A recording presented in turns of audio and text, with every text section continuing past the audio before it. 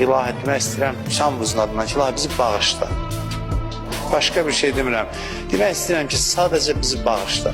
Bizi bağışla. Biz günah eləmişik, öz ünvanla deyirəm ki, qələt eləyib günah eləmişəm mən. Özün də bilirsən ki, biz günahkarıq.